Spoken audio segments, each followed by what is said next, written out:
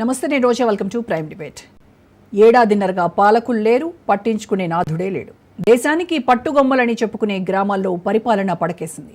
తెలంగాణలో స్థానిక సంగ్రామం సస్పెన్స్ థ్రిల్లర్ మూవీని తలపిస్తోంది. ఎన్నికల నిర్వహణకు మళ్లీ గడువు కోరింది టీ సర్కార్. పల్లె పోరుపై కాంగ్రెస్ తర్జన భర్జన పడుతుంటే విపక్షాలు బస్తీ మీద సవాలంటున్నాయి. సీఎం రేవంత్ కు లోకల్ టెన్షన్ పట్టుకుందా? రిజర్వేషన్ల అంశం భయపెడుతోందా? లోకల్ బాడీ ఎన్నికలకు ఇంకెన్ని వాయిదాలు? ప్రభుత్వానిది ఓటమి భయమా, లీగల్ టెన్షనా? లోకల్ ఫీవర్ పై ఇవాల్టి స్పెషల్ డిబేట్.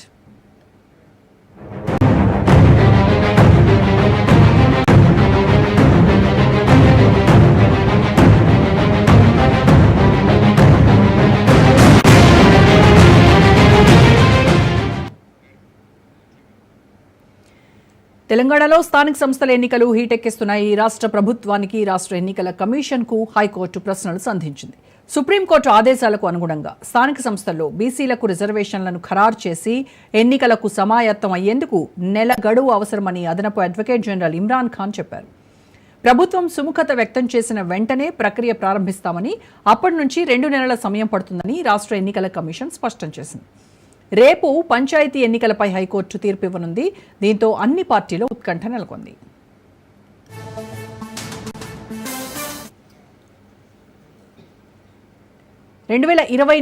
జనవరి 31తో సర్పంచ్ల పదవీ కాలం ముగిసింది. స్థానిక సంస్థల ప్రజాప్రతినిధుల కాల పరిమితి ముగిసిన తర్వాత 6 నెలల్లోగా ఎన్నికలు నిర్వహించాలని నిబంధనలు ఉన్నాయి. కానీ పాలకులు పట్టించుకోవడం లేదు. ఏడాదిన్నరగా కాలయాపన చేస్తోంది రేవంత్ ప్రభుత్వం. దీంతో కొందరు న్యాయస్థానాన్ని ఆశ్రయించారు. అప్పట్లో 2025 ఫిబ్రవరి నాటికి ఎలక్షన్స్ నిర్వహిస్తామని 2024 అక్టోబర్లోనే రాష్ట్ర ప్రభుత్వం కోర్టుకు తెలిపింది. ఆచరణ దిశగా మాత్రం అస్సలు అడుగులు వేయలేదు. ఇదిగో అదిగో అంటూ పాలకులు లీకులు ఇచ్చారు కానీ స్థానిక సంస్థల ఎన్నికలపై స్పందించడం లేదు హస్తం నేతలు.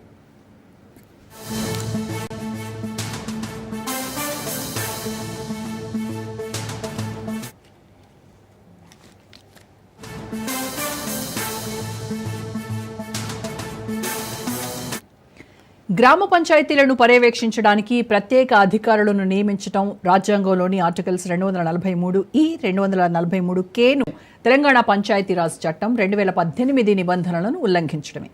ప్రత్యేక అధికారుల పాలనలో సమస్యలు పేరుకుపోయాయి. వాటిని పరిష్కరించడంలో తీవ్ర అలసత్వం నెలకొంది. ఫలితంగా ప్రజలు ఇబ్బందులను ఎదుర్కొంటున్నారు. ఎన్నికలు నిర్వహించకపోవడం వల్ల వివిధ పథకాలకు కేంద్రం నుంచి రావాల్సిన నిధులకు కోత పడింది. అలాగే గ్రామాల్లో పనులు చేపట్టేందుకు రాష్ట్ర ఆర్థిక సంఘం ద్వారా నిధులను అందిస్తామని రాష్ట్ర ప్రభుత్వం ప్రకటించడంతో పలు అభివృద్ధి పనులకు సర్పంచులు సొంత డబ్బులు వెచ్చించారు. తీరా నిధుల విడుదల లేకపోవడంతో సర్పంచులు చేతులు కాల్చుకున్నట్టయింది.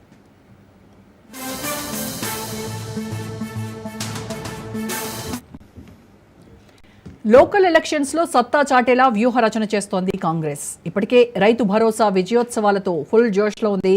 వివిధ జిల్లాల బాట పట్టారు తెలంగాణ మంత్రులు. ఎక్కడికక్కడ అభివృద్ధి కార్యక్రమాలకు శంకుస్థాపనలు చేస్తున్నారు. ప్రజలను ఆకర్షించేలా నేతలు ప్రయత్నిస్తూ ఉన్నారు.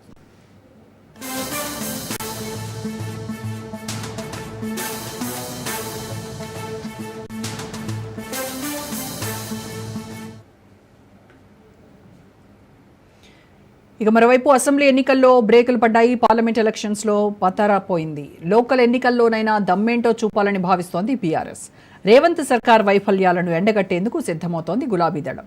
పల్లె పోరులో పట్టు సాధించేందుకు వ్యూహ రచన చేస్తున్నారు అగ్రనేతలు. 6 గ్యారెంటీలో అర గ్యారెంటీ కూడా అమలు కావడం లేదంటున్నారు.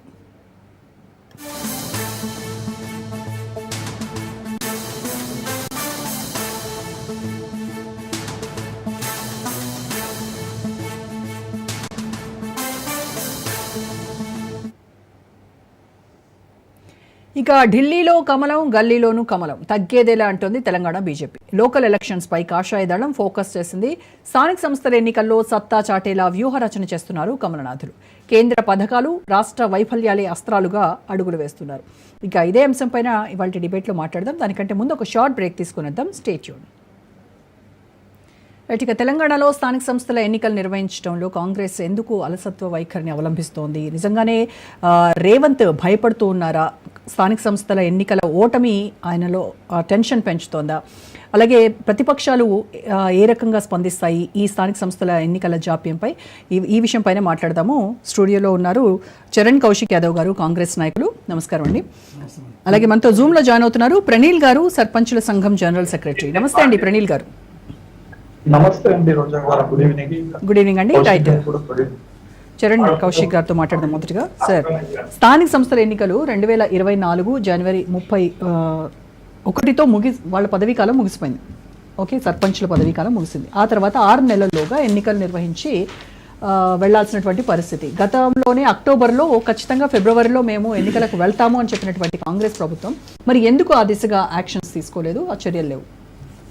అంటే ప్రధానంగా 18 నెలల కాలం పాటు, అంటే ఇంచుమించు 18 నెలల కాలం పాటు తెలంగాణ రాష్ట్రంలో లోకల్ బాడీ ఎలక్షన్లు పెట్టకుండా ప్రధానంగా బీసీల రిజర్వేషన్ కులగన్న కావచ్చు, బీసీలకు సంబంధించినటువంటి హామీ నెరవేర్చే ప్రయత్నంలో భాగంగా ప్రభుత్వం ముందుకు పోతాం. ఎందుకంటే బీఆర్ఎస్ ప్రభుత్వం ఆనాడు 10 సంవత్సరాల కాలంలో ఏకంగా సమైక్య రాష్ట్రంలో 34% ఉన్న రిజర్వేషన్ను ఎంపీటీసీ జెడ్పీటీసీ ఎలక్షన్లో 23% కుదించారు. అది సర్పంచ్ ఎలక్షన్కి వస్తాక అది 18% మాత్రమైంది.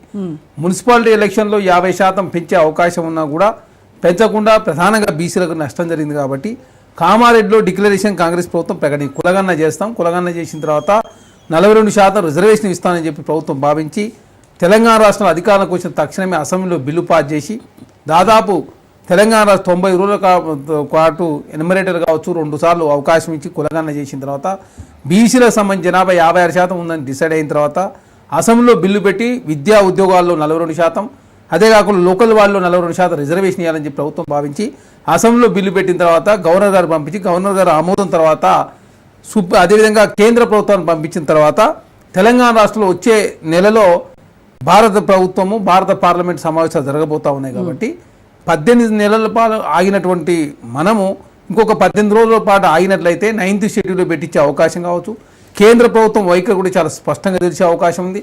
అదే కాకుండా బీసీలకు సంబంధించినటువంటి జనగణనలో కులగణన పెట్టండి అని చెప్పేసి ఢిల్లీలో జంతర్ మంతర్ దగ్గర బీసీ సంఘాలు ధర్నా చేస్తే దానికి రాష్ట్ర ప్రభుత్వం నుంచి ముఖ్యమంత్రి గారు మంత్రులంతా పోయి అక్కడ సంఘీభావం ప్రకటించి కేంద్రంలో ఉన్నటువంటి భారతీయ జనతా నరేంద్ర మోడీ గారు ఓబీసీ పేరు మీద ప్రధానమంత్రి అవుతా ఉన్నారు. కానీ ఓబీసీలకు నష్టం చేసే పనులు వారు చేస్తూ ఉన్నారు. ఎందుకంటే వారు గుజరాత్ రాష్ట్రంలో బీసీలకు ఇస్తున్న రిజర్వేషన్ లోకల్ బాడీలో 10% మాత్రమే. అదే కాకుండా యూపీఎస్సీలో ఎస్సీ ఎస్టీ బీసీలకు అందరికి కలిపి కూడా 25% మించి కూడా అమలు కావడం లేదు. అదే కాకుండా కేంద్రంలో 50 లక్షల కోట్ల బడ్జెట్లో బీసీలకు 3% నిధులు కూడా ఇవ్వడం లేదు. అదే కాకుండా పార్లమెంట్లో 90 పార్లమెంటు సెక్రటరీలు 90 మంది ఉంటే అందులో బీసీలు 3 మాత్రమే ఉన్నారని చెప్పేసి చాలా సందర్భంలో కాంగ్రెస్ పార్టీ మాట్లాడింది. జాతీయ స్థాయిలో జనగణనలో కులగణన జరగాలని, బీసీలకు చట్టసభ రిజర్వేషన్ ఉండాలని, బీసీ మంత్రిత్వ శాఖను ఏర్పాటు చేయాలని, బీసీలకు సబ్ ప్లాన్ పెట్టాలని, అదే కాకుండా బడ్జెట్లో అత్యధికంగా నిధులు ఇవ్వాలని చెప్పేసి కాంగ్రెస్ పార్టీ కోరుకుంటా ఉంది. దానిలో భాగంగా జాతీయ స్థాయిలో కాంగ్రెస్ పార్టీ చాలా సందర్భాల్లో పోరాటం చేసింది. కాబట్టి ఇన్ని రోజులు ఆగినటువంటి మనము కొన్ని రోజుల పాటు వెయిట్ చేసినది ప్రధానంగా అసలు ఇన్ని రోజులు కూడా ఆగాల్సినటువంటి అగత్యం ఎందుకు వచ్చింది తెలంగాణ రాష్ట్రానికి? ప్రధానంగా బీసీలకు రిజర్వేషన్ 42% ఇచ్చే ఏకైక లక్ష్యంతో దాని మీద చాలా కోర్టు వివాదాలు వచ్చుడు, అదే కాకుండా పారదర్శకంగా విచారణ అదేవిధంగా కులగణన చేస్తే తప్ప గతంలో బీహార్లో ఆ బిల్లు నిలవలేదు. కాబట్టి చాలా రాష్ట్రాల్లో కులగణన చేసినప్పటికీ ఇబ్బంది జరిగింది. కాబట్టి కేంద్రం మొన్నటి వరకు జనగణనలో కులగణన చేస్తామని చెప్పేసి ఒప్పుకోలేదు. కాబట్టి కేంద్రం మీద ఒత్తిడి తెచ్చే ప్రయత్నం, తెలంగాణ రాష్ట్రంలో విద్యా ఉద్యోగాల్లో బీసీలకు సంబంధించిన రిజర్వేషన్ పెంచే ప్రయత్నం, అదే కాకుండా ఎస్సీ వర్గీకరణ చేసి ఎస్సీలకు సంబంధించినటువంటి ఆ వర్గీకరణ కూడా పూర్తిస్థాయి చేసిన భారతదేశంలోనే మొదటగా తెలంగాణ రాష్ట్రం చేసింది. అదే కాకుండా ఎస్సీలకు సంబంధించి కూడా క్యాబినెట్లో తెలంగాణ రాష్ట్రంలో గతంలో కేసీఆర్ గారి ప్రభుత్వంలో కన్నా కూడా 4 ఎస్సీలు క్యాబినెట్ మినిస్టర్లు ఉన్నారు. అందులో ఎస్సీ మాలలు 2, మాదిగలు 2, అదే కాకుండా స్పీకర్గా కూడా ఎస్సీ ఉన్నటువంటి సందర్భం. అదే కాకుండా బీసీలకు సంబంధించి కూడా క్యాబినెట్లో అత్యధికంగా ప్రస్తుతానికైతే 3 ఉన్నారు. భవిష్యత్తులో ఇంకా కొంతమందిని కూడా తీసుకునే అవకాశం ఉంది. అదే కాకుండా ఈ రిజర్వేషన్ల లెక్కల వల్ల మీరు వేసుకున్నటువంటి ఈ లెక్కల వల్లనే జాప్యం అవుతుంది అంటారు. అయితే ఈ బీసీలకు 42% రిజర్వేషన్ కావచ్చు, సుప్రీంకోర్టు ఇచ్చినటువంటి 50% రిజర్వేషన్ ఉన్నటువంటి అవి కావచ్చు, వీటన్నింటిని ఎందుకు న్యాయపరంగా పరిష్కరించుకోలేకపోతుంది కాంగ్రెస్? అంటే ఇప్పుడు తమిళనాడులో 9th షెడ్యూల్లో పెట్టారు కాబట్టి అక్కడ దాదాపు 50% సీలింగ్ దాటి 70% పోయిన పరిస్థితి. అక్కడ 9th షెడ్యూల్లో ఆనాడు ఆ రాష్ట్రానికి సంబంధించి పార్లమెంటు చట్టం చేశారు కాబట్టి దాని మీద కోర్టులో పోయే అవకాశం లేదు. తెలంగాణ రాష్ట్రంలో మరి చట్టం చేసినట్లయితే చేసి కేంద్రాన్ని పంపారు. కేంద్ర వైఖరి ఏందనేది కూడా ఈ పార్లమెంట్ సమావేశాల్లో తేలబోతా ఉంది. అదే కాకుండా కేంద్రం కూడా చాలా స్పష్టంగా జనగణనలో కులగణన చేస్తామని చెప్పేసి వారు కూడా ఒప్పుకున్న సందర్భం. ఆల్రెడీ నోటిఫికేషన్ కూడా రావడం జరిగింది. మొదటగా ఏదైతే నార్త్లో ఉన్నటువంటి కొన్ని ప్రాంతాల్లో ప్రధానంగా అక్కడ సర్వే నిర్వహించబోతాం. తర్వాత కూడా భారతదేశం మొత్తం కూడా ఇంప్లిమెంట్ చేసిన తర్వాత త్వరలో మహిళా బిల్లుకు సంబంధించినటువంటి అదే డీలిమిటేషన్ కూడా జరగబోతా ఉంది. అదే కాకుండా ఈ చట్టసభల్లోనే కూడా ఖచ్చితంగా బీసీలకు సంబంధించి కూడా రిజర్వేషన్ కూడా పెంచే ప్రయత్నం కూడా నరేంద్ర మోడీ గారు ప్రభుత్వం చేస్తామని చెప్పేసి దేశవ్యాప్తంగా చర్చ జరుగుతూ ఉంది. కాబట్టి 18 నెలలు మనం ఆగినటువంటి మనము 18 రోజుల పాటు ఆగినట్లయితే ప్రధానంగా వచ్చే పార్లమెంట్ సమావేశం వచ్చే నెలలో జరగబోతా ఉన్నాయి. కాబట్టి కేంద్ర ప్రభుత్వం ఒకే భారతీయ జనతా పార్టీ వైఖరి కూడా తెరవబోతా ఉంది. ఎందుకంటే ద్వంద్వ వైఖరితో భారతీయ జనతా పార్టీ గతంలో బీహార్లో ఉన్నటువంటి భారతీయ జనతా పార్టీ లోకల్ నాయకత్వమేమో మేము రిజర్వేషన్ పెంచడానికి అనుకూలం అని చెప్పారు, జాతీయ నాయకత్వం వ్యతిరేకం అని చెప్పారు. కేరళలో ఆర్ఎస్ఎస్ మేము అది విద్యా ఉద్యోగాలు అయితే అనుకూలమే కానీ చట్టసభలో రిజర్వేషన్ మేము వ్యతిరేకం అని చెప్పి వారు మాట్లాడిన సందర్భం. కాబట్టి ఇవన్నిటి మీద చర్చ జరుగుతూ ఉంది. కాబట్టి పారదర్శకంగా అదేవిధంగా కులగణన జరగాలని ప్రభుత్వం భావించి కొంత లేట్ అయినప్పుడు కూడా బీసీలకు ఇచ్చిన హామీని నెరవేర్చే ప్రయత్నంలో ప్రభుత్వం ముందుకు పోతా ఉంది. రైట్, ఇక ప్రణీల్ గారితో మాట్లాడదాం. ప్రణీల్ గారు సర్పంచుల సంఘం జనరల్ సెక్రటరీగా ఉన్నారు. సో ప్రణీల్ గారు, పార్లమెంట్ సమావేశాల్లో బీజేపీ వైఖరి ఏంటో తెలుస్తోంది కదా. 18 నెలలు ఆగారు, ఇంకో 18 రోజులు ఆగితే ఈ కులగణన అంశం ఒకటి ఇవన్నీ కూడా మనం పరిష్కరించుకుంటాము, ఆ తర్వాత ఖచ్చితంగా స్థానిక సంస్థల ఎన్నికలకు వెళ్తాము అని చెప్తున్నారు కాంగ్రెస్ వాళ్ళు. రోజా గారు, ఇప్పుడు మనం చూడాల్సింది ఏంటంటే 18 నెలల నుంచి తెలంగాణ రాష్ట్రంలోని పల్లెలు ఏ విధంగా ఆర్థికంగా నష్టపోయాయని చూడాలి. ఈ రోజు కేవలం బీసీ రిజర్వేషన్ల చెప్పండి మీరు చెప్పండి. 18 నెలల నుంచి సంస్థల ఎన్నికలు నిర్వహించలేకపోయాము అనేది ఒక సిగ్గుచేటైన విషయం వాస్తవానికి. ఎందుకంటే ఈ రోజు ఎన్నో సంక్షేమ కార్యక్రమాలు గ్రామాల్లో చేస్తున్నామని చెప్తున్నారు. మరి పాలక వర్గాలు లేనప్పుడు రియల్ బెనిఫిషరీలను ఏ విధంగా ఎన్నుకుంటాం మనం? ఈ రోజు కేంద్రం నుంచి వచ్చే నిధులు మొత్తం ఆగిపోయినాయి. ఈ రోజు గ్రామ పంచాయతీ పాలక వర్గాలు లేక ఈ రోజు చూస్తే మనం ఎంత దౌర్భాగ్యమైన పరిస్థితి అంటే గ్రామ పంచాయతీలలో ట్రాక్టర్లకు డీజిల్ వచ్చే పరిస్థితి కూడా లేదు. కొత్తగా ఎన్నికైన సెక్రటరీలు ఈ రోజు వాళ్ళ జేబుంట డబ్బులు తీసుకొని సర్పంచులు అప్పుల పాలై ఆత్మహత్యలు చేసుకోవడం చూసినాం మేడం. గత ప్రభుత్వంలో కానివ్వండి, ఈ ప్రభుత్వంలో కానీ. అంతెందుకు నిన్న దాసరి శంకరయ్య అని చెప్పని జగిత్యాల జిల్లా గొల్లపల్లి మండలంలో నిన్న ఆత్మహత్య చేసుకున్నాడు సర్పంచ్ 10 లక్షల పనులు చేసి. అంటే ఈ రోజు ఈ పరిపాలించే వాళ్ళకి ఇది కనిపిస్తలేదా? వాళ్ళు కూడా మాలాక ప్రజల చేత ఎన్నుకోబడ్డ వాళ్ళే కదా. ఈ రోజు కేవలం 600 కోట్ల పెండింగ్ బిల్లులు ఇవ్వనికే ఈ ప్రభుత్వానికి ముఖ్యమంత్రి గారికి మనసు వస్తలేదు. మరి మొన్న అందాల పోటీలకేమో ఒకరు 300 కోట్లు అయిందన్నారు, మంత్రి వచ్చి 30 కోట్లు అన్నారు. సరే, వాళ్ళకు బంగారు ఇచ్చింది అన్నారు. మరి ఈ రోజు ఇక్కడ గ్రామ పంచాయతీలకు పనిచేసిన సర్పంచులకు బిల్లులు ఇవ్వకుండా వాళ్ళ ఆత్మహత్యలకు కారణమవుతుంటే ఈ రోజు మేము కూడా ఒక్కటే ప్రశ్నిస్తున్నాం. బీసీ డిక్లరేషన్ కామారెడ్డిలో చేయడం జరిగింది కాంగ్రెస్ పార్టీ. మరి ఆ రోజు కులగణన జరిగిన తర్వాత మేము బీసీ రిజర్వేషన్లు అమలు చేస్తాం స్థానిక సంస్థలు అన్నారా? లేదు. డైరెక్ట్ గా రాహుల్ గాంధీ గారి సమక్షంలో 42% బీసీ రిజర్వేషన్లు. మరి అప్పుడు కూడా వీళ్ళందరూ ఎమ్మెల్యేలుగా పనిచేసిన వాళ్ళు, మంత్రులుగా పనిచేసిన వాళ్ళు. ఏ విధంగా సాధ్యపడుతుంది అంటే ఇది కేవలం బీసీలను మోసం చేయడం. మా చరణ్ కౌశిక్ యాదవ్ గారు మాట్లాడారు, చాలా చక్కగా మాట్లాడారు. కానీ నిన్న గాంధీ భవన్ ముందల యాదవ్లు పోయి యాదవ్లకు మంత్రి పదవి ఇవ్వలేదని చెప్పని మాట్లాడారు. అంటే ఒక అన్స్టేబుల్ ఏ విధంగా ఉంది. ఈ రోజు 18 నెలల నుంచి గ్రామ పంచాయతీలో పారిశుద్ధ్యం అనేది ఎక్కడిదక్కడ పేరుకపోయింది. గతంలో సర్పంచులు, గత ప్రభుత్వాలు నర్సరీలు, పల్లె ప్రకృతి వనాలు, తర్వాత శ్మశాన వాటికలను ఏర్పాటు చేస్తే ఈ రోజు దౌర్భాగ్యమైన పరిస్థితులు ఉన్నాయి. ఎందుకంటే స్పెషల్ ఆఫీసర్స్ ఉన్నారు కదా, స్పెషల్ ఆఫీసర్లకు 2-3 ఊర్లు ఇచ్చారండి ఒక్కొక్క స్పెషల్ ఆఫీసర్ కి. వాళ్ళ రెగ్యులర్ డ్యూటీ ఉంది.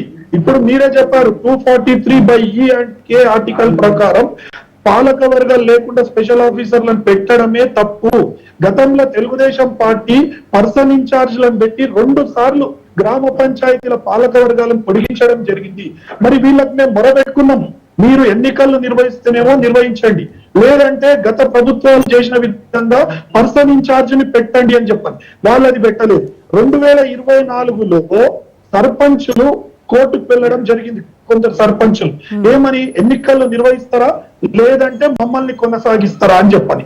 మరి ఇంతవరకు కూడా కోర్టులో బెంచ్ పైకి రాకుండా నిన్న అది వచ్చింది. కోర్టు కూడా చాలా స్పష్టంగా చెప్పింది, ఈ రోజు ఎలక్షన్ కమిషన్ మాకు 25 రోజులు గడువు కావాలంటది, ప్రభుత్వం మాకు 60 రోజులు గడువు కావాలంటది. కోర్టు చాలా స్పష్టంగా తెలియజేసింది, ఆ గడువు నిర్ణయించేది మేము. ఇప్పటికే గ్రామ పంచాయతీలు తీవ్రంగా నష్టపోయినాయి అనేది కూడా నిన్న మెన్షన్ చేసింది. మరి ఈ రోజు కూడా వాళ్ళకు ఒక స్పష్టత లేదు. దయచేసి ఒక్కసారి ఆలోచన చేయాలి. ఈ రోజు ప్రతి నెల మనకు 330 కోట్లు కేంద్రం నుంచి రావాల్సి ఉండే, ఈ రోజు పాలక వర్గాలు లేనందుకు రాష్ట్ర ప్రభుత్వమేమో కేంద్ర ప్రభుత్వాన్ని నిలదీస్తుంది.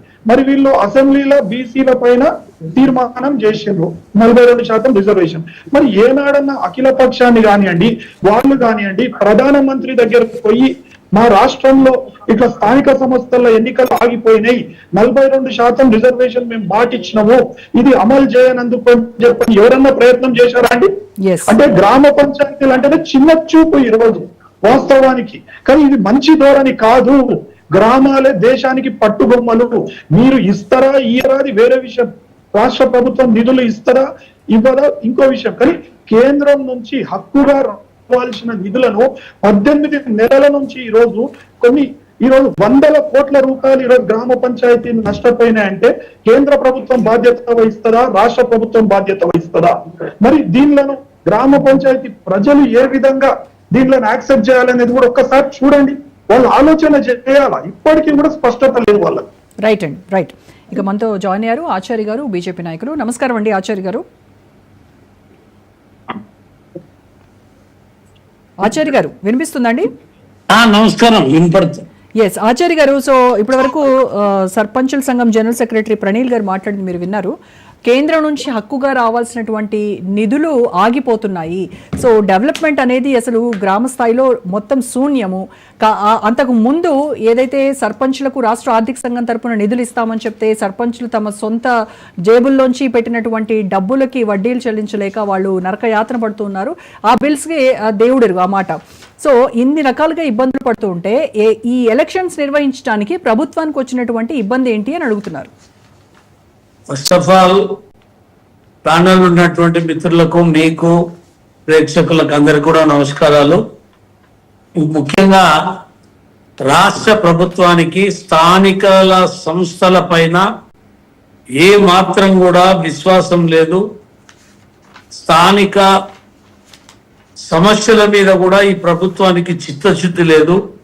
స్థానిక ఎన్నికలను నిర్వహించాలనేటువంటి ఇంగిత జ్ఞానం కూడా ఈ రాష్ట్ర ప్రభుత్వానికి లేదు.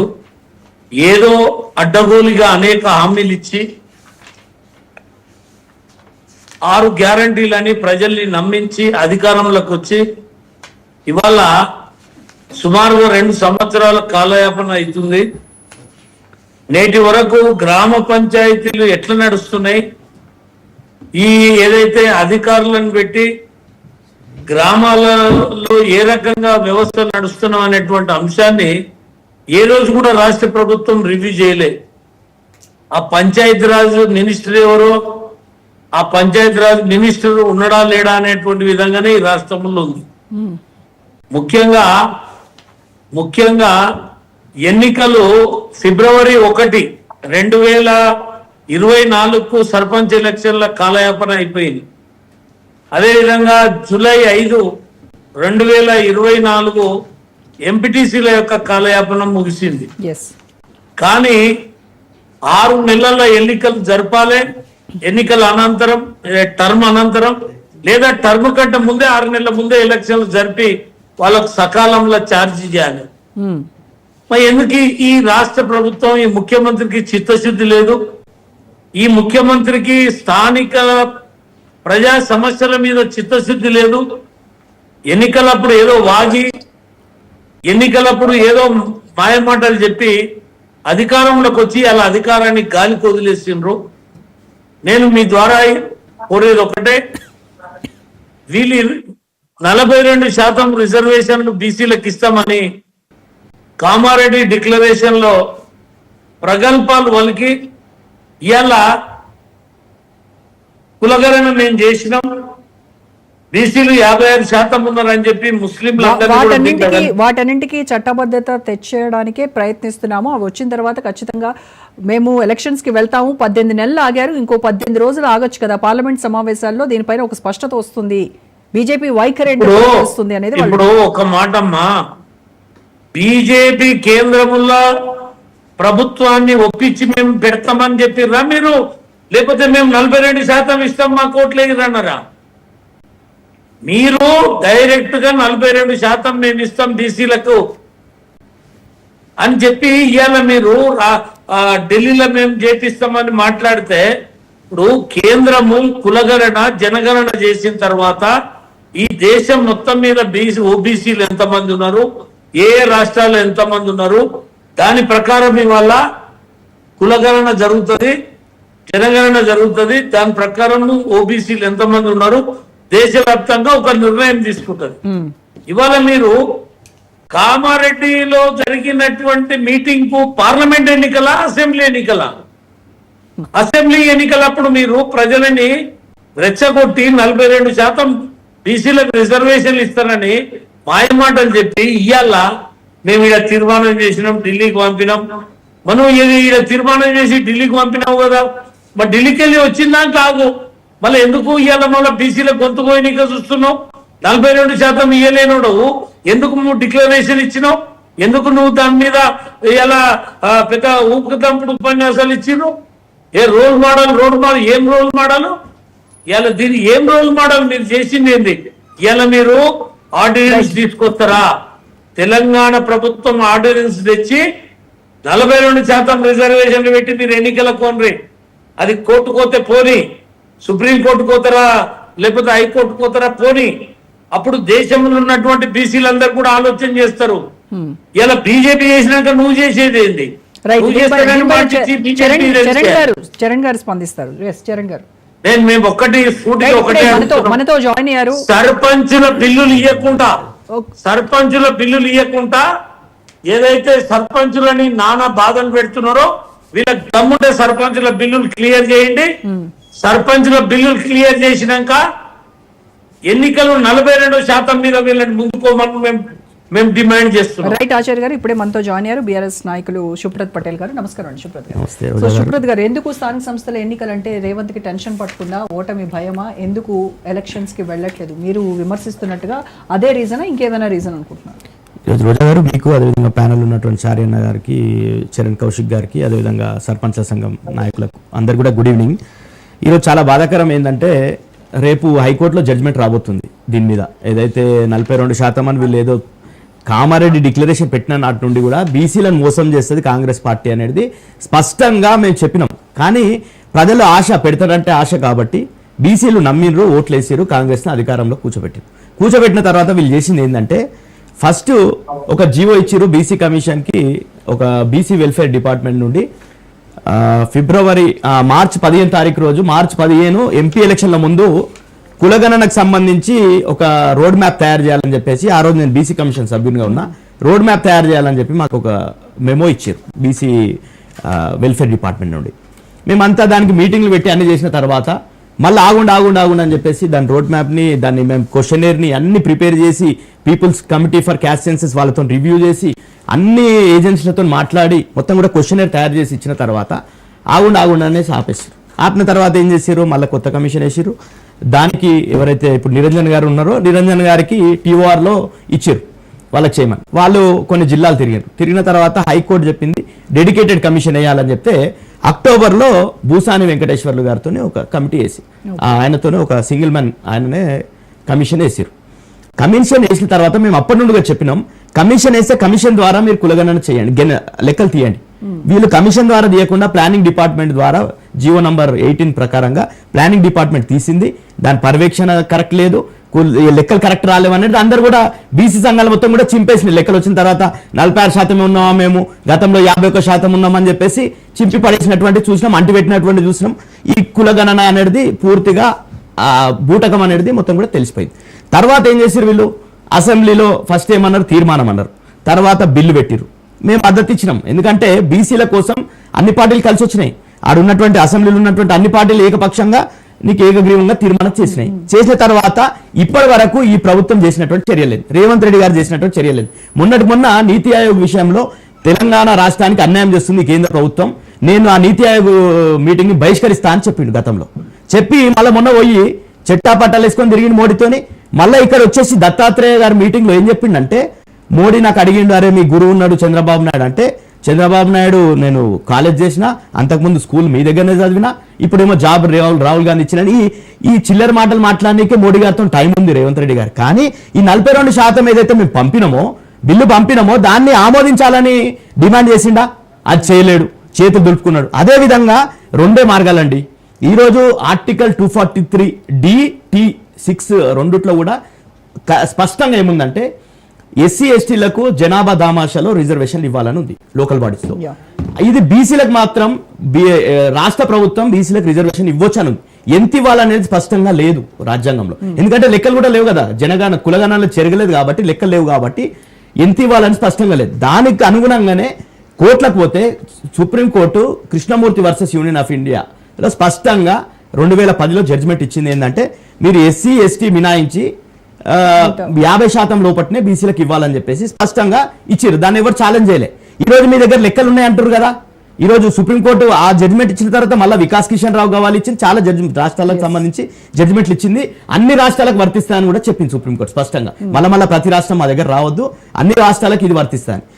ఆ రాష్ట్రాల్లో లెక్కలు లేవు, నీ దగ్గర లెక్కలు తీసిన అంటున్నావు కదా, నువ్వు కరెక్ట్ చేసినట్టు ఉంటే 42% నువ్వు సుప్రీంకోర్టులో రివ్యూ చేయాలి కదా. సుప్రీంకోర్టు నీ నిజాయితీ ఉంటే, నీకు నిజంగానే చిత్తశుద్ధి ఉంటే 42%కి నువ్వు సుప్రీంకోర్టులో రివ్యూ పిటిషన్ వేయాలి.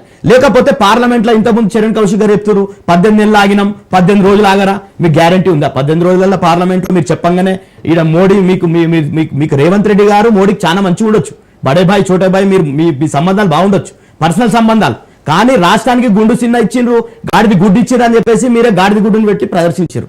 ఈ రోజు ఈ బీసీ బిల్లుకు మీరు చేసినటువంటి దాన్ని కేంద్రం ఎందుకు ఆమోదిస్తుంది? మీరు ఏదో ఒత్తిడి తెచ్చారు, అన్ని పార్టీల మీటింగ్ తీసుకుపోయారా మీరు? ఈడ అన్ని పార్టీలు మద్దతు ఇచ్చినప్పుడు అన్ని పార్టీల డెలిగేషన్ తీసుకోవాల్సినటువంటి బాధ్యత రేవంత్ రెడ్డి గారి మీద లేదా? ఈ రోజు ఏం చేస్తుండంటే, నిన్న కేబినెట్ లో చర్చించాలి. గతంలో ఏమైంది, ఒక మంత్రి సీతక్క గారు అని చెప్పారు ఈ నెల చివరిలో మీకు నోటిఫికేషన్ వస్తా అని చెప్పింది. తర్వాత పొంగులేటి శ్రీనివాస్ రెడ్డి గారు కూడా వారంలో కూడా షెడ్యూల్ వస్తా అని చెప్పారు. వీళ్ళు ఎట్లా చెప్పారు, ఎందుకు చెప్పారు అంటే, వీళ్ళకి తెలుసు మొత్తం కూడా మనం హైకోర్టులో కేసు వేపిస్తాం, వీళ్ళే కేసు వేపించారు. రోజా గారు ఎంత ఘోరం అంటే, అక్కడే ఉన్న పిసిసి చీఫ్ దాన్ని ఖండించాడు. అంటే ఎంత ఘోరం అంటే, బీసీలు గుర్తుంచుకోవాలి, ఒక దిక్కేమో 42% అని చెప్తున్నారు, మళ్ళీ ఒక దిక్కు హైకోర్టులో కోర్టులో కేసు వేపించి హైకోర్టు ఏం చెప్తారంటే రేపు జడ్జిమెంట్ లో 100% మీరు ఏదైతే ట్రిపుల్ టెస్ట్ ఉందో, నిన్న కూడా వీళ్ళన్ని బయట చెప్పారేమో 42%, ఇట్లా చరణ్ కౌశిక్ పాపం ఆయన బీసీ, ఆయన కూడా రావాలని ఉంటుంది. కానీ కాంగ్రెస్ విధానం ఏంది, మీ ముఖ్యమంత్రి విధానం ఏంది, మీ క్యాబినెట్ విధానం ఏంది, అంతా కూడా ఈ రోజు మోసం చేస్తుండ్రు. ఈ రోజు ఏం చేస్తున్నారు అంటే, ఈ 42% రాకుండా హైకోర్టుకి పోయింది, హైకోర్టులో జడ్జిమెంట్ వస్తుంది. హైకోర్టు జడ్జిమెంట్ ఏమొస్తుంది, గతంలో సుప్రీంకోర్టు ఇచ్చినటువంటి దాన్ని కాదని మీకు 42 ఇచ్చుకునే అవకాశం ఇస్తుందా? మీ బాటలు ఏమున్నాయి? నిన్న హైకోర్టులో ఏం చెప్పారంటే, మేము ట్రిపుల్ టెస్ట్ ఫాలో అయ్యి మేము ఎన్నికలు పెడతాము, 1 నెల సమయం కావాలి, 2 నెలల్లో పెట్టేస్తామని చెప్పారు. అంటే మీరు ట్రిపుల్ టెస్ట్ అంటే ఏంది, 50% దాటొద్దు, ఎస్సీ ఎస్టీ పోను అన్నప్పుడు ఎంత మోసం చేస్తున్నారు బీసీ ప్రజల్ని. ఈ రోజు మొత్తం కూడా మోసం చేస్తుంది కాంగ్రెస్ ప్రభుత్వం. ఈ రోజు ఏ విధంగా కూడా 42% మీరు విద్యా ఉద్యోగాలు అన్నారు, మీరు జీవో ఇచ్చిరా? ఈ రోజు నోటిఫికేషన్లలో 42% అమలు చేస్తురా? మీరు బీసీలను మోసం చేయడానికే. సో మీరు ముగ్గురికి సమాధానం చెప్పాల్సి ఉంటుంది. అటువైపు సర్పంచ్లు ఉన్న జనరల్ సెక్రటరీ ఉన్నారు, బీజేపీ బీఆర్ఎస్ నాయకులకి. మేడం, ఇక్కడ ప్రధానంగా డాక్టర్ వీరేంద్ర కుమార్ గారు సోషల్ జస్టిస్ మినిస్టర్ కేంద్రంలో ఉన్నారు. మా ముఖ్యమంత్రి గారు కావచ్చు, తెలంగాణ నుంచి మంత్రుల బృందం కూడా వారిని కలిసిన సందర్భం. తర్వాత ప్రధానమంత్రి గారు కూడా వివరిస్తే వాళ్ళు దాని మీద ఇంకా ఎలాంటి నిర్ణయం తీసుకోలేదు. ఇప్పుడు కాంగ్రెస్ పార్టీ చొరవ చూపించి తెలంగాణ రాష్ట్రంలో కేంద్రం నిర్ణయం తీసుకోలేదు కాబట్టి మేము ఎలక్షన్లో పోయి ఏదైనా కింది మీదకి అయిందనుకో, మేము నిర్ణయం తీసుకున్న వరకు ఆగిరని చెప్పేసి భారతీయ జనతా పార్టీ కాంగ్రెస్ పార్టీ అన్నది. అదే కాకుండా ఆల్రెడీ మేము జనగణనలో కులగణన పెడతామని చెప్పేసి వాళ్ళు ఇప్పుడు పెద్ద ఎత్తున ప్రచారం చేసుకుంటా ఉన్నారు. ఆనాడు ఆ ఢిల్లీలో జంతర్ మంతర్ దగ్గర బీసీ సంఘాలు అన్ని పార్టీల వాళ్ళు పిలిచారు, మరి ఎందుకు రాలే మీరు? అదే కాకుండా ఇక్కడ ముఖ్యమంత్రి గారు అదేవిధంగా బట్టి విక్రమార్క గారు ఇద్దరు కలిసి ప్రజాభవన్లో ఆల్ పార్టీకి సంబంధించిన ఎంపీలను ఓబీసీల మీద చర్చిద్దారంటే ఎవరు రాని పరిస్థితి. ఏకంగా బీఆర్ఎస్ పార్టీ అయితే కేసీఆర్ గారు నమోదు చేసుకోలేదు కులగణలో వారి వివరాలను, కేటీఆర్ గారు నమోదు చేసుకోలే, హరీష్ రావు గారు నమోదు చేసుకోలే. మరి మీరు నమోదు చేసుకున్నప్పుడు బీసీల గురించి మాట్లాడే నైతికత మీకుందా? మీ వల్లనే బీసీలకు 18% సర్పంచ్ ఎలక్షన్లో, ఎంపీటీ జడ్పీలో 23%. మున్సిపాలిటీలో 50% ఇచ్చే అవకాశం ఉన్నా కూడా మీరు ఇవ్వలేదు. కాబట్టి దాని విషయంలో చాలా స్పష్టంగా ప్రభుత్వం ముందుకు పోతా ఉంది. డెడికేషన్ కమిషన్ కావచ్చు, రెండోసారి సంబంధించి వివరాలు తీసుకుంటే రెండోసారి వివరాలు తీసుకున్నారు. చాలా మేధావులతో కావచ్చు, న్యాయ నిపుణులతో కావచ్చు, అదే కాక ప్రజా సంఘాలతో కావచ్చు, అసెంబ్లీలో చర్చించడం కావచ్చు, బిల్లును రెండుగా చేసి రెండు ఆమోదింపజేసుకొని గవర్నర్ గారు పంపి గవర్నర్ ఆమోదంతో కేంద్రాన్ని పంపినాం. కేంద్రం మరి నిర్ణయం తీసుకోవాలి కదా, వాళ్ళ వైఖరి ఏందో తేలిపోతుంది. ఇప్పుడు ఆచార్య గారు చెప్తా ఉన్నారు, మరి భారతీయ జనతా పార్టీ వైఖరి ఇదేనా? మీరు చెప్పండి, 42% రిజర్వేషన్ ఇవ్వతో చెప్పండి. మరి రేపు కింది మీదకైతే భారతీయ జనతా ఇదే మాట్లాడుతుంది.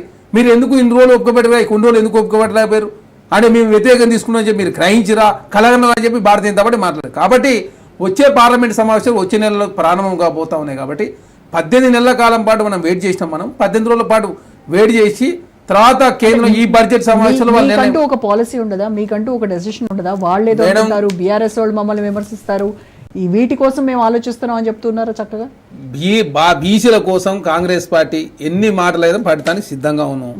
ఒక ఓసీ ముఖ్యమంత్రి తెలంగాణ రాష్ట్రంలో ఒక సాహసోపేత నిర్ణయం తీసుకొని, కర్ణాటక రాష్ట్రంలో కాంగ్రెస్ ఉంది, అక్కడ కూడా తెలంగాణని ఇప్పుడు దేశమే ఆదర్శంగా తీసుకునే పరిస్థితి. తెలంగాణ రాష్ట్రంలో అది కులగణకు సంబంధించిన లెక్కలు జరుగుతూ ఉంటే 74 క్వశ్చన్స్ ఎందుకని మీరే అంటారు. మీరు సమయం డీకేన్ గారు భారతీయ జనతా పార్టీ డీకేన్ గారు ఇంతవరకు నమోదు చేసుకోలేదు. మరి అదే కాకుండా బీఆర్ఎస్ పార్టీ సంబంధించి వీళ్ళు ముగ్గురు నమోదు చేసుకోలేదు. ఇప్పుడు భారతీయ జనతా పార్టీ ఏమన్నారు? అదే కాకుండా జార్ఖండ్ పోయి అమిత్ షా గారు ఏం చెప్పారు? 50% సీలింగ్ ఎత్తేస్తామని చెప్పి అక్కడ జార్ఖండ్ ఎలక్షన్లో ఎందుకు అక్కడ ట్రైబల్ ఓట్లు కావాలంటే ఎక్కడ ఎత్తేస్తారు, బీహార్లో మాత్రం ఎత్తేమని చెప్తారు. ఆర్ఎస్ఎస్ ఏమో మేము విద్యా ఉద్యోగాల్లో ఓకే కానీ చట్టసభలో మేము దానికి వ్యతిరేకం చెప్పి వారు మాట్లాడతారు. వినోయ్ గారు మీరే అదేగా ఓబీసీ ప్రధానమంత్రి, మరి ఓబీసీలకు ఏం చేశారు? 50 లక్షల కోట్ల బడ్జెట్ మీరు ఎన్ని నిధులు ఇచ్చారండి? మీ గుజరాత్ రాష్ట్రంలో 10% మాత్రం రిజర్వేషన్ అమలు అవుతాం లోకల్ బాడీలో. మీరు యూపీఎస్సీలో ఎస్సీ ఎస్టీ బీసీలకు 20% మాత్రం అమలు అవుతా ఉంది. 90 మంది కేంద్ర సెక్రటరీ ఉంటే 3 మాత్రం బీసీల పరిస్థితి. కాబట్టి భారతీయ జనతా పార్టీ ఏంటంటే దయచేసి నేను ఒకటే అడుగుతాను, మీ లెక్కలు మీకున్నాయి, ప్రభుత్వం లెక్కలు ప్రభుత్వానికి ఉన్నాయి, ప్రతిపక్షాల లెక్కలు ప్రతిపక్షాలకు ఉన్నాయి. కానీ అక్కడ గ్రామ స్థాయిలో అభివృద్ధి కుంటుపడుతోంది. సర్పంచ్లు ఇందాక ప్రణీల్ గారు చెప్పారు, అంటే ఇన్ఛార్జ్ పర్సన్స్ ని పెట్టండి అని చెప్తున్నారు. అక్కడ సేమ్ అదే సర్పంచులను కొనసాగించవచ్చు అని కూడా చెప్తోంది చట్టం. మేడం ఇక్కడ బీసీల సంబంధించి కావచ్చు, ఈ లోకల్ బాడీ సంబంధించి వచ్చే నెలలో పూర్తి స్థాయిగా కేంద్ర వైఖరి తెలవబోతా ఉంది. దాని మీద ఆల్రెడీ న్యాయ నిపుణులు సంప్రదిస్తా ఉన్నారు. గతంలో రెడ్ పిటిషన్లు కావచ్చు, కోర్టుల వివాదాలు కావచ్చు, ఇప్పుడు లోకల్ బాడీ సంబంధించి కూడా 6 పిటిషన్లు పెండింగ్ ఉంటే నిన్ననే ఆర్గ్యుమెంట్లు అయినాయి. ఇక్కడ జడ్జిమెంట్ వస్తుంది, తర్వాత ఏ విధంగా ముందుకు పోవాలా ఎప్పటికప్పుడు క్యాబినెట్ లో నిర్ణయాలు చేస్తాం.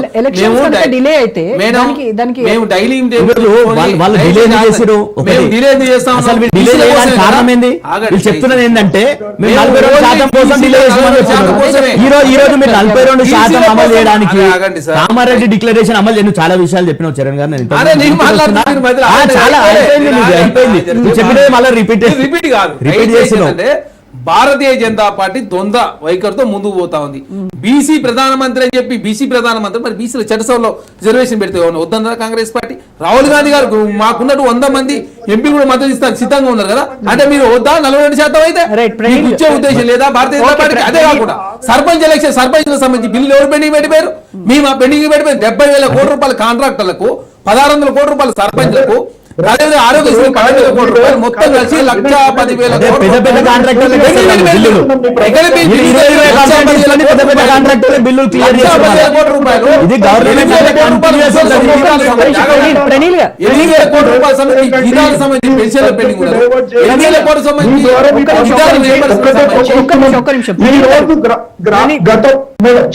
మాట్లాడండి. ఇప్పుడు మేడం మేము కౌశిక్ ద్వారా ప్రభుత్వాన్ని ఒకటే ప్రశ్నిస్తున్నాం, గత ప్రభుత్వం అని చెప్పని చేతులు దులిపే పని చేసుకోకండి. ఎందుకు అంటే ఈ రోజు భార్యల బంగారు తాకట్టు పెట్టి, పొలాలు తాకట్టు పెట్టి, ప్లాట్లు తాకట్టు పెట్టి గ్రామ పంచాయతీలకు పనిచేసినాం. అత్యంత దౌర్భాగ్యమైన పరిస్థితి ఏంటంటే కక్ష సాధింపు చర్యలతోటి ఏ సర్పంచ్లు అయితే మాకు పని చేయలేదని ఇప్పుడు ప్రస్తుత ఎమ్మెల్యేలు కనీసం చేసిన పనిని రికార్డ్ చేయకుండా పెట్టిన దాఖలాలు ఉన్నాయి.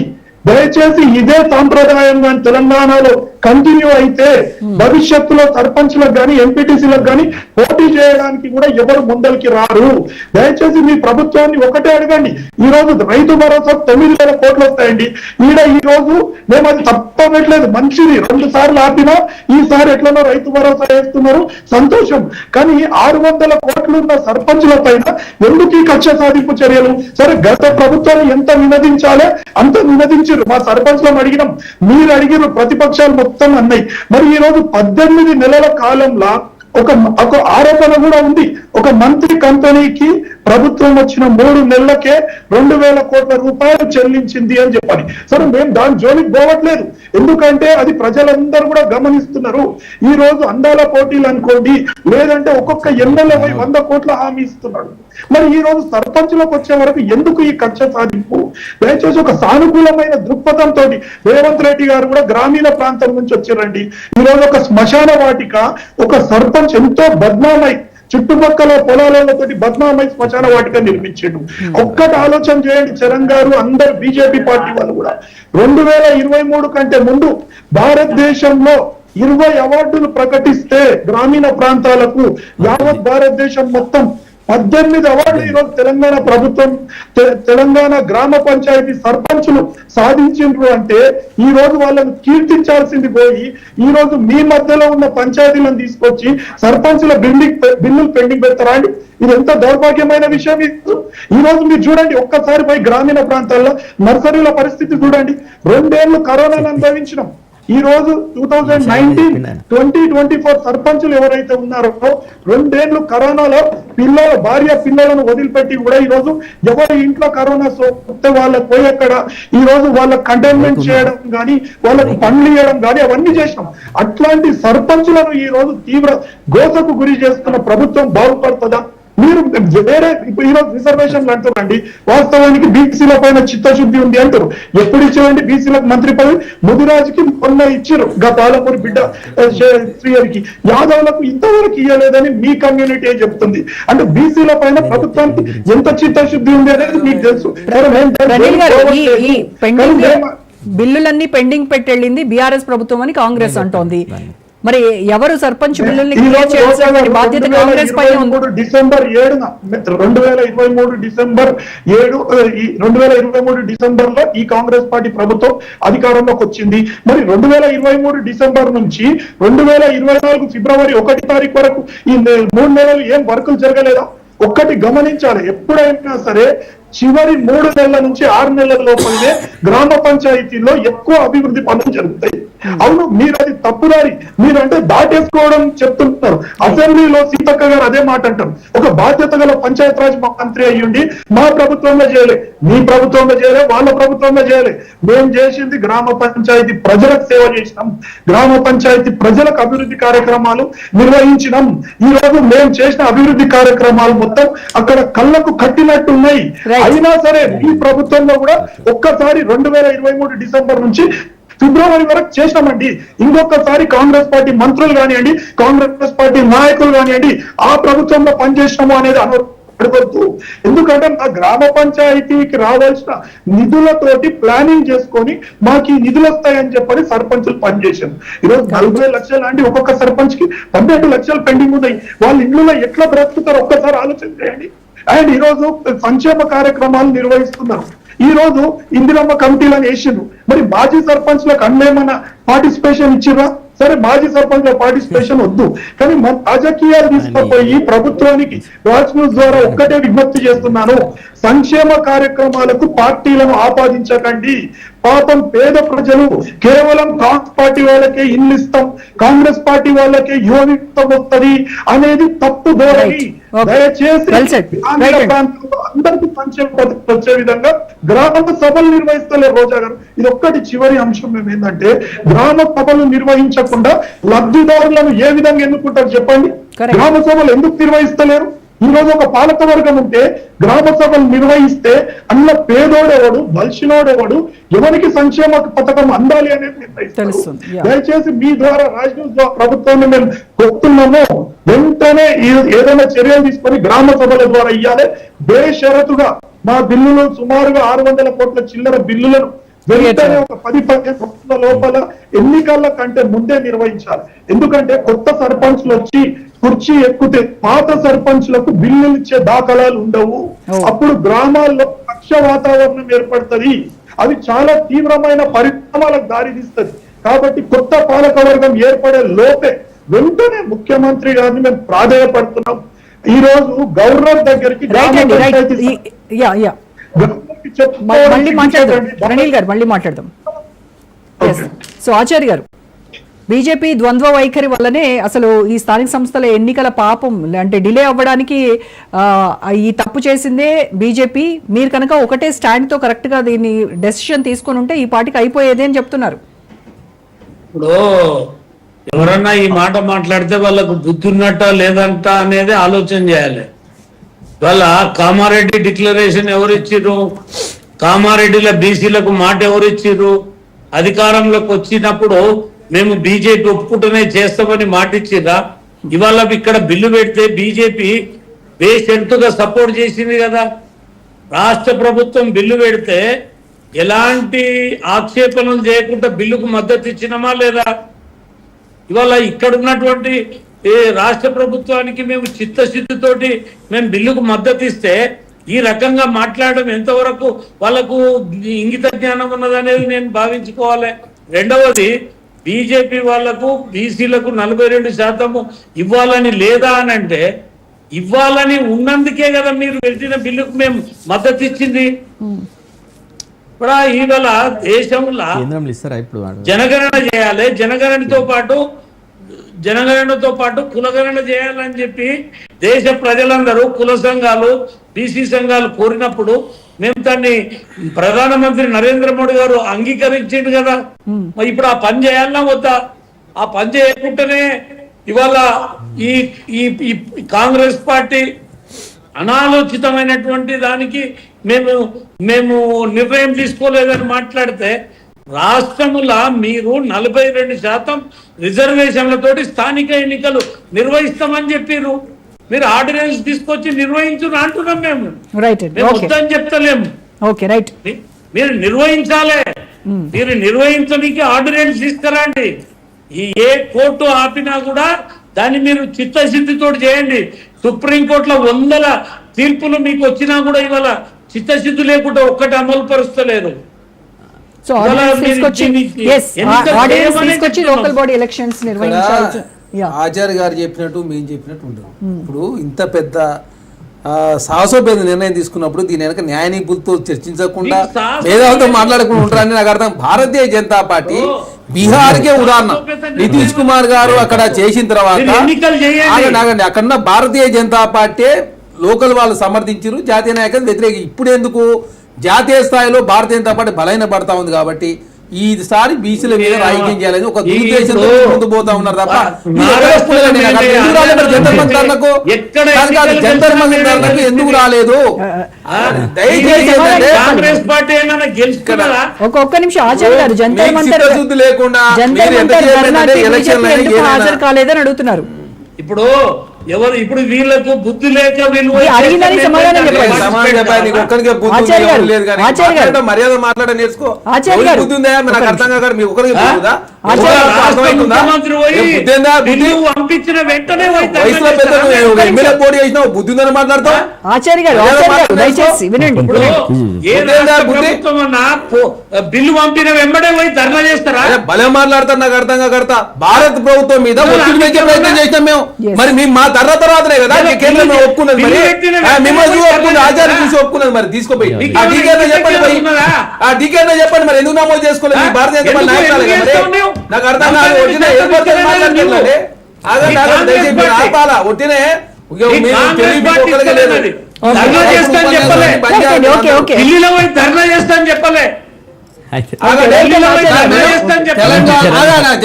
తెలంగాణ భారతదేశం అంతర్భాగమా లేకపోతే తెలంగాణ ప్రత్యేక దేశమా?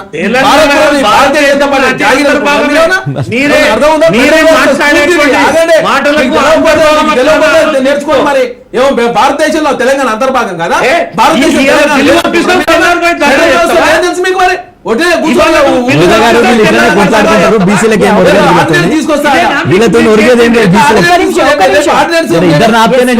తీసుకొస్తాం కరెక్టే. రేపు కోట్ల కింది మీదకి అయినా మీరేం మాట్లాడారు?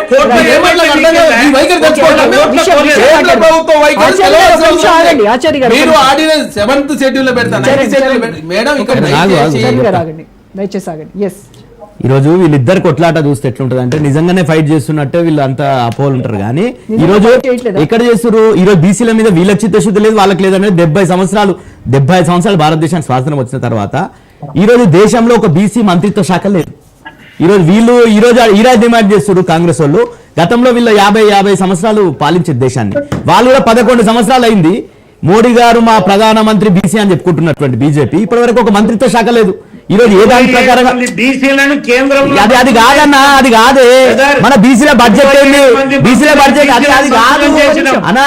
2021 జనగణన చేస్తామన్నారు, ఇప్పటి వరకు 2026, 27 వరకు ఎందుకు పోస్ట్పోన్ చేసి కరోనా ఉన్నా అది ఎందుకు పోస్ట్పోన్ చేశారు అంటే మీ రాజకీయ ప్రయోజనాల కోసం.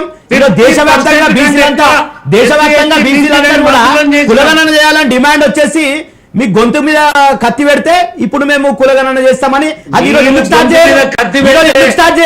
21 నుండి పెండింగ్ ఉన్నది. ఇప్పుడు మీరు ఎందుకు చేయదలుచుకున్నారంటే డీలిమిటేషన్ చేయదలుచుకున్నారు. దక్షిణ భారతదేశానికి అన్యాయం చేయదలుచుకున్నారు మీరు. దక్షిణ భారతదేశానికి తెలంగాణ కావచ్చు, కర్ణాటక కావచ్చు, ఎవరైతే జన నియంత్రణ చేసిర్రో, కుటుంబ నియంత్రణ చేసిర్రో ఆ రాష్ట్రాలకు అన్యాయం చేయదలుచుకున్నారు. అందుకే డీలిమిటేషన్ ప్రక్రియ కోసం కాబట్టి ఇంకోటి వీళ్ళు చాలా మాట్లాడుతూ కాంగ్రెస్ కూడా మేము చేసినాం, మీ చిత్తశుద్ధి ఏంటండి? మీరు ఎంబీసీ మంత్రిత్వ శాఖ ఏర్పాటు చేస్తామన్నారు, దానికి కోట్లను అడ్డం వచ్చినాయా? ఎందుకు ఏర్పాటు చేయలేరు? 20,000 కోట్లు ప్రతి సంవత్సరం పెడతామన్నారు, బడ్జెట్ లో పెట్టిర్రా? ఎందుకు పెట్టలేరు? మంత్రిత్వ శాఖలో 42% ఇవ్వాలి, ఎందుకు ఇయ్యారు? ఈ చరణ్ కౌశిక్ గారికి కావచ్చు, వీళ్ళకి నిన్న మొత్తం యాదవులు, కురువలు, గొల్లలు అంతా పోయి గాంధీ భవన్ ముట్టడి చేసిరు. గొర్రెలు ముట్టడి చేసినాయి వీళ్ళ గొర్రెలు ముట్టడి చేసి మా వాళ్ళకి ఎక్కడ న్యాయం జరుగుతుంది, మా చరణ్కి ఏడున్నది, బీర్ల హైలకి ఏడున్నది, వాళ్ళందరికీ ఏడున్నది అని చెప్పేసి గొర్రెలు ముట్టడి చేసినాయి గాంధీ భవన్. అట్లుంది పరిస్థితి. క్యాబినెట్ లో గొల్ల కుర్మలకు ఎందుకు లేదు ప్రాతినిధ్యం? బీసీలు గారా? బీసీలో సామాజిక వర్గం, పెద్ద సామాజిక వర్గం, మున్నూరు కాపులకు ఎందుకు లేదు క్యాబినెట్ లో? 7 మంత్రిత్వ శాఖలు ఉండాలి కాదండి, 7 మంత్రిత్వ శాఖలు ఉండాలి, 7 ఉండాలి. వాళ్ళ 42%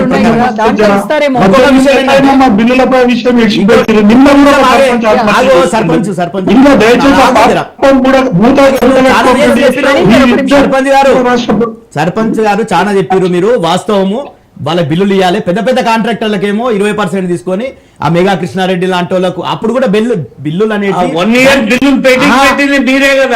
ఏం మాట్లాడతారన్నా? మీ కేంద్రం నుంచి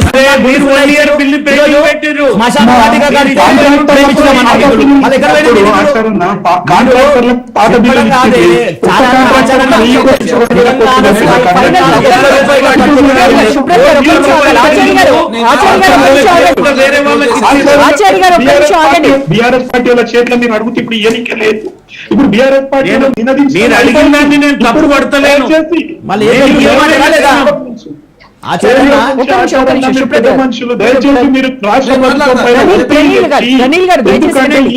బిల్లులు చెల్లించకపోతే తీవ్రమైన పరిణామాలు ఆ బిల్లుల గురించే మాట్లాడదాం చరణ్ కౌశిక్. బిల్లుల విషయంలో కాంగ్రెస్ ప్రభుత్వం సిద్ధశుద్ధి కాబట్టి 1,500 కోట్ల రూపాయలు ఉండే, దాదాపు 900 మందినే ఒకే రోజు 153 కోట్ల రూపాయలు 9,990 మంది 9,990 మందికి 10 లక్షల లోపు. ఇక్కడ ఏమైందంటే ప్రొసీడింగ్ లేకుండా డైరెక్ట్ పనులు చేయడం ద్వారా కొంత ఇబ్బంది అవుతున్నమాట వాస్తవం. ఎక్కడ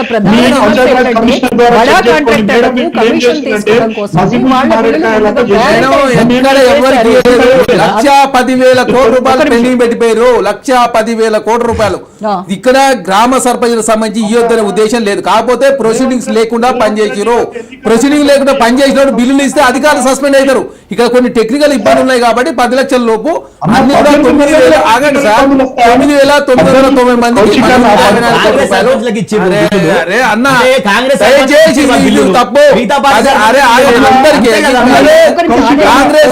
తనామనే భేదం ఉంటుంది నాకు అర్థం కాకూడదు. ప్రజాప్రభుత్వం కదా. మీరు ప్రణీల్ గారు చెప్పండి. ప్రణీల్ గారు ఇప్పటి వరకు బిల్స్ రిలీజ్ అయినటువంటి సర్పంచులు ఏ పార్టీకి సంబంధించిన వాళ్ళు? అన్ని పార్టీలు ఉంటారు మేడం, సర్పంచులకు పార్టీలు ఉండవు. ఈ రోజు కాంగ్రెస్ వాళ్ళకు బిల్లులు వచ్చినాయి. కాంగ్రెస్ పార్టీ అమ్మోళ్ళు ఏం చేస్తున్నారు? మేము పర్సెంటేజ్ ఇచ్చి తెచ్చుకున్నాం అంటున్నారు రాష్ట్రంలో. సరే పర్సెంటేజ్ ఎవరికి ఇస్తారు, ఏమి ఇస్తారు మాకు కూడా చెప్పుకుంటే మేము పోయి తెచ్చుకుంటాము అంటేనేమో అట్లేదు. అన్నిటికంటే దౌర్భాగ్యమైన విషయం ఏంటంటే జరిగిన పనికి ఎందుకన్నా చేస్తే ఆ సర్పంచ్ ప్రశాంతంగా ఉంటాడు, కానీ అక్కడ ఉన్న స్థానిక ఎమ్మెల్యేల ఒత్తిడి వల్ల ఎందుకు రికార్డు చేయకుండా ఉన్న పనులు రాష్ట్ర వ్యాప్తంగా చాలా పనులు ఉన్నాయి. అవి ఫిజికల్ గా కనిపించే పనులు. దయచేసి కౌశిక్ అన్న ద్వారా ప్రభుత్వాన్ని ఒక్కటే డిమాండ్ చేస్తున్నాం, వెంటనే బుక్లు రికార్డ్ చేయని పనులను మొత్తం మెజర్మెంట్ బుక్ లో రికార్డు చేసి అసలు ఎంత బిల్లు ఏంది, ఎందుకంటే 2 ఏళ్ళు అయిపోతే ఒక CC road near and tear వెళ్ళిపోతుంది పైన టాప్ సర్ఫేస్. ఆ రోజు మళ్ళీ కట్టింగ్ రూపకంగా కాంట్రాక్ట్ ఆ సర్పంచ్ కి నష్టం, under ground pipe line damage జరగడం జరుగుతుంది. దయచేసి ఎందుకంటే ఇవి చాలా ఓకే ప్రణీల్ గారు రైట్, దీనిపైన మాత్రమే స్పందించండి. మేడం, చరణ్ కౌశిక్ గారు, దీనిపైన సర్పంచ్లకు సంబంధించిన ప్రతి బిల్లుని చెల్లించే ప్రయత్నం కాంగ్రెస్ ప్రభుత్వం చేస్తా ఉంది. ఎప్పట్లో మొన్ననే 9,990 ఖచ్చితంగా ఇప్పుడు టైం ఉన్నది. ఎలక్షన్స్ లోగా మా బిల్లులు మేము ఎలక్షన్లకు బిల్లులు చేసి కూడా ఎలక్షన్ పోతారా? సర్పంచ్ అనే వాళ్ళు పాపం వాళ్ళు ఇబ్బంది పడొద్దని కాంగ్రెస్ ప్రభుత్వం, అరే మా ప్రభుత్వం ఎంత స్వేచ్ఛ ఉంటే సెక్రటరీ లోపలికి వచ్చి ధర్నా చేసిరు. బీఆర్ఎస్ ప్రభుత్వంలో కనీసం అడిగే హక్కు ఉందా మీకు? కనీసం మా ప్రభుత్వంలో ఎంత స్వేచ్ఛ ఉంది అర్థం చేసుకోండి. ప్రజా ప్రభుత్వం దయచేసి మీకున్నటువంటి ఇబ్బంది చెప్తున్నారు. ఆ అవకాశం ఉందంటే సంతోషపడాలి కదా. అదే ఇక్కడ పైసలు లేక చెల్లిపోతే కమిషన్ అని చెప్పేసి బాగా చేస్తారు. మీరు పిచ్చిపోతే మీరు గత ప్రభుత్వం చెప్పారు 42% ఇస్తే ఒకటి ఏంటంటే ఈరోజు కన్క్లూజన్ ఏంటంటే ఈరోజు చర్చ 42% బీసీలకు రిజర్వేషన్ ఇవ్వడం కోసమే ఈ 18 నెలలు ఆపిరు. ఇప్పుడు రేపు జడ్జిమెంట్ వస్తుంది హైకోర్టు. మీరు చేసేటటువంటిది ఏంది? మీరు ఎన్నికలు పెడతారా? 42% ఇవ్వకపోతే మీరు రాజీనామాలు చేస్తారా? మీ మంత్రులు, ముఖ్యమంత్రి అందరూ ఎందుకు చేస్తారా లేదా? ప్రజాక్షేత్రంలో కానీ మీరు ఎందుకు తెలంగాణ రాష్ట్రంలో కాంగ్రెస్ లో కులగన చేసినారో భారత ప్రభుత్వం ఒత్తిడి చేస్తేనే జనగణలో కులగన. అది మీరు ఈ లిమిటేషన్ విషయంలో మా ముఖ్యమంత్రి మాట్లాడిన తర్వాత కేంద్రం ఇప్పుడు 20% అన్ని రాష్ట్రాలు కామన్ వేస్తామని చెప్పేసి కేంద్ర ప్రభుత్వం ఒప్పుకునే పరిస్థితి. కాబట్టి ఎక్కడ కూడా ఎక్కడ కూడా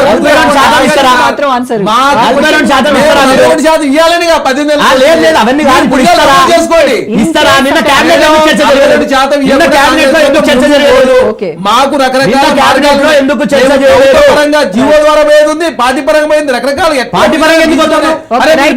బీసీలకు అన్యాయం చేసిన మీరు కదా, మీరు కాదు కదా. మీరు అదే చేస్తారు కదా, ఇప్పుడు సేవ అదే చేస్తారు మీరు. తెలంగాణ రాష్ట్రంలో